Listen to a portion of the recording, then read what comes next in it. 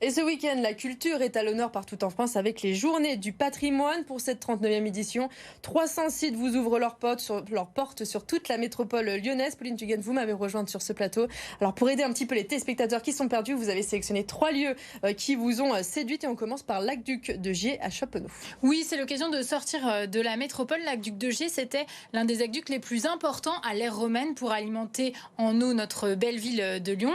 Il y a 2000 ans, il faisait 86 km. Alors aujourd'hui, il ne reste pas tout, évidemment, mais quand même encore de beaux vestiges. Et pour les célébrer, la ville de Chappeneau organise samedi toute une journée d'animation et dimanche, plusieurs visites sont prévues pour les découvrir vraiment cet aqueduc et ce qu'il en reste.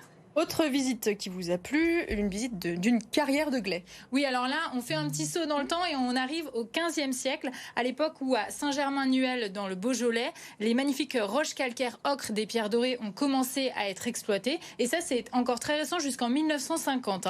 Et elles ont permis donc de construire en pierre dorée tous les châteaux, les fermes, les églises de la région. Et l'association Les Carrières de Glais leur redonne vie en ayant construit une loge avec les outils tels qu'ils existaient au XIXe siècle. Et on pourra bien sûr les découvrir ce week-end. Et on finit par une visite un peu plus insolite, mais pourquoi pas, une visite d'un cimetière le Tata sénégalais. Oui, alors ça reste un lieu d'histoire, mais un lieu d'histoire bien plus triste. C'est la nécropole nationale du Tata sénégalais où reposent près de 200 soldats africains. Ils sont morts au combat lors de la bataille des Alpes en juin 40 pour certains et pour d'autres, ils ont été carrément massacrés par l'armée ennemie. Alors le village de Chasselet ayant découvert, la ville de Chasselet ayant découvert ce triste épisode a voulu leur rendre hommage avec un lieu et a donc créé cette nécropole nationale du Tata sénégalais. 2 visites sont possibles dimanche. Voilà, parfait. Merci beaucoup Pauline.